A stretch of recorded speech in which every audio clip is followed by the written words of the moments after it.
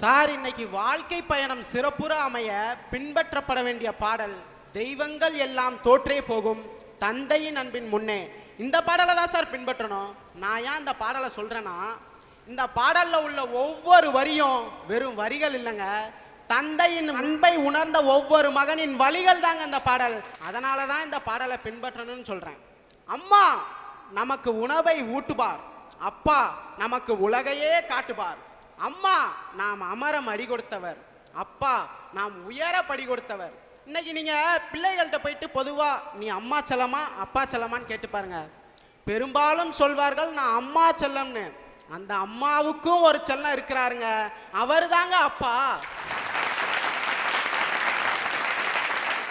ஒவ்வொரு அப்பாவும் தன்னுடைய பிள்ளைகள் ஊதாரியாக அலைவதை பார்த்துட்டு நீ எல்லாம் முன்னேறவே மாட்டடா என்று அடிக்கும் ஒவ்வொரு தந்தையும் அன்று இரவு தூங்கும் பொழுது எப்படியாவது என் மகன் முன்னேறி விடமாட்டானா என்று கண்ணீர் வடிப்பார்கள் தெரியுமா?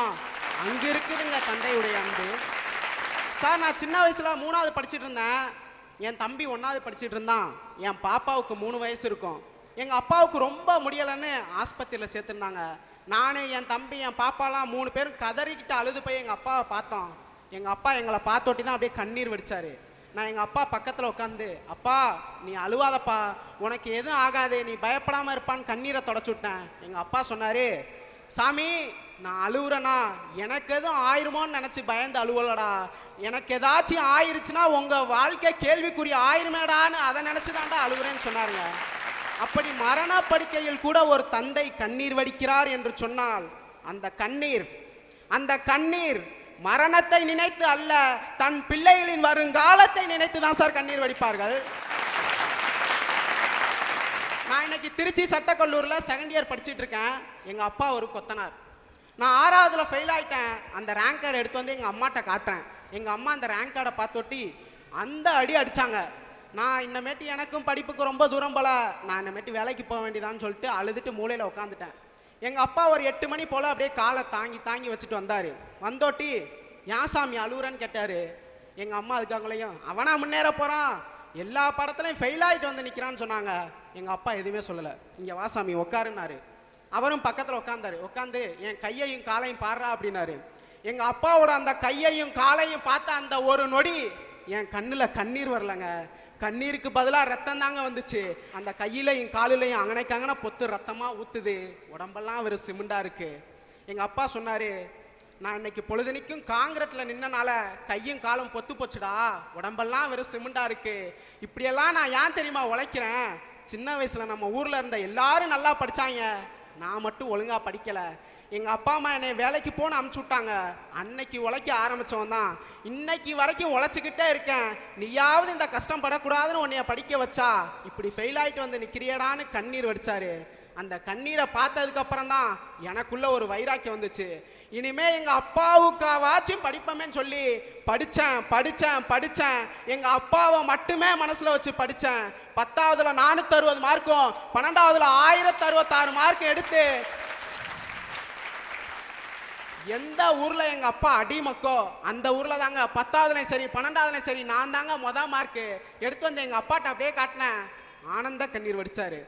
அப்பா அன்னைக்கு மட்டும் நீ அடிச்சிருந்தீனா திசை மாதிரி போயிருப்பேன். நீ அன்னைக்கு புத்திமதி சொன்னனால தான்ப்பா நான் அன்னைக்கு இவ்வளோ பெரிய ஆளாயிருக்கேன். அடுத்து நான் என்னப்பா படிக்கட்டும்னு கேட்டேன். நீ பேசாமல் டாக்டர் ஆகுடான்னாரு. டாக்டரா? ரத்தத்தை பார்த்தாவே மயக்கம் போட்டு உழுவுற ஆள் நான். என்னைய போய் நீ டாக்டர் ஆகுங்கிறியப்பான்னு. டாக்டர்னா ஊசி போடுற டாக்டர் இல்லடா, டாக்டர் அம்பேத்கர் மாதிரி ஆகு, வக்கீல் ஆகு, அப்பதான் ஊருக்காக நெஞ்ச நிமித்தி போராட முடியும்னு சொன்னாரு. சரிப்பா, இதுதான் உன் ஆசையா? இன்னமேட்டு என் பேரு காச்செலியன் இல்லை, காச்செலியன் BA LLB மேலே ஒரு கோடு சரியாப்பான்னு கேட்டேன். அன்னைக்கு நான் விளையாட்டா சொன்னேன். அதே மாதிரி இன்னைக்கு ஒரு படம் கூட வந்துருச்சு. எங்க 1000 நண்பர்கள் அமைவதில் இல்லைங்க பெரிய விஷயம், அப்பாவே நண்பரை அமைறாரு பார்த்தீங்களா, அதுதாங்க பெரிய விஷயம். நான் வருங்காலத்தில் கோர்ட்டில் கை கட்டி வேலை செய்யணுங்கிறக்காக யாரோ ஒருத்தவர்கிட்ட இன்னைக்கு கை கட்டி வேலை செய்கிறவர் தாங்க எங்கள் அப்பா. நான் கருப்பு கோட்டை தூக்கணுங்கிறக்காக எங்கேயோ ஒரு இடத்துல சிமெண்ட் மூட்டை தூக்கிட்டு இருக்கவர் தாங்க எங்கள் அப்பா. சினிமாவில் கூட 3 மணி நேரம் தான் ஒருத்தர் ஹீரோ, ஆனா தன் பிள்ளைகளை எல்லாம் அடியில் சுமந்து, தன் மனைவியை நெஞ்சில் சுமந்து, குடும்ப கஷ்ட நஷ்டங்களை எல்லாம் தோளில் சுமந்து போராடி கொண்டிருக்கின்ற ஒவ்வொரு தந்தையுமே வாழ்க்கையில என்னைக்குமே ஹீரோ தாங்க. அதனாலதான் சொல்றேன், வாழ்க்கை பயணம் சிறப்புற அமைய பின்பற்றப்பட வேண்டிய பாடல் தெய்வங்கள் எல்லாம் தோற்றே போகும் தந்தையின் அன்பின் முன்னே என்று சொல்லி நன்றி.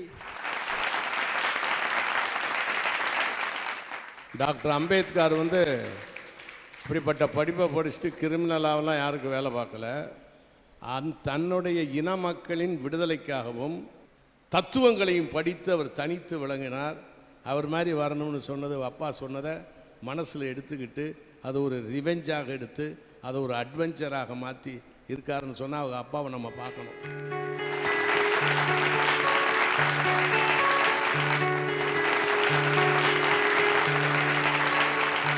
அதாவது நல்ல மகனை பெற்றிருக்காரு. எத்தனையோ பேரில் அப்பா சொல்லிக் கொடுப்பாங்க, எதிர்த்து பேசுவாங்க. ஆனால் இவர் சொன்னதை அந்த பையன் ஏற்றுக்கொண்டு அப்பாவுடைய கஷ்ட நஷ்டங்களை பார்த்து இந்த பையன் வந்தால் தான் பெரிய விஷயம். என் பேர் கணேசன் சார். நான் கொத்தனார் வேலை செஞ்சுக்கிட்டு இருக்கேன். பையன் படிப்பில் கொஞ்சம் நல்லபடியாக நம்ம சொன்ன பேச்சை கேட்டு என் ஆசைப்படி நிறைவேற்றிருக்காரு. 3 பிள்ளைங்க, 2 பையன் 1 பொண்ணு.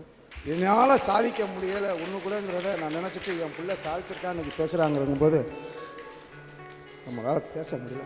ஆனந்த கண்ணீர். நான் ரொம்ப கஷ்டப்பட்டுருக்கேன். அந்த கஷ்டங்களை பூரா என் பிள்ளைகிட்ட சொன்னதுனால உன்னை ஒரு காலம் நல்லபடியாக வச்சுருப்போம்ப்பா அப்படின்னு சொன்னது எனக்கு நான் பெருமையாக நினைக்கிறேன்.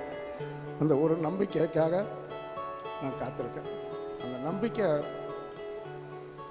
பேசுகிறதுனால பெரிய அளவில் வெற்றி பெற அந்த நம்பிக்கை வெற்றி பெற்றாச்சு. இப்பயே இன்னும் கொஞ்சம் தான் பாக்கி. வாழ்த்துக்கள். நல்லதொரு குடும்பம், பல்கலைக்கழகம். ஓகே, வாழ்த்துக்கள்.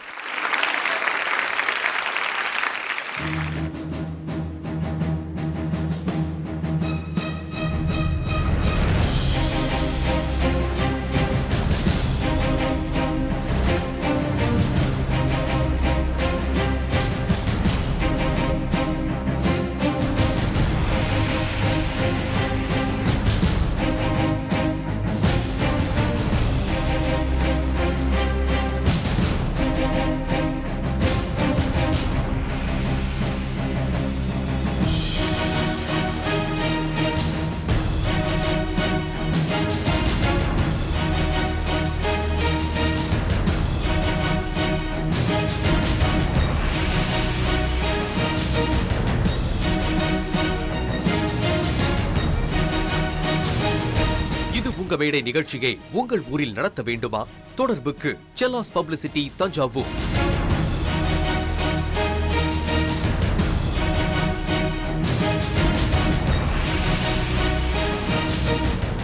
இந்நிகழ்ச்சி பற்றிய உங்கள் கருத்துக்கள் மற்றும் விமர்சனங்கள் வரவேற்கப்படுகின்றன. அனுப்ப வேண்டிய முகவரி: வேந்தர் டிவி, எண் 35, நார்த் போல், கலைமகள் நகர், 3வது பிரதான சாலை, ஈக்காட்டுத்தாங்கல், சென்னை 32. தொடர்புக்கு 044222255234.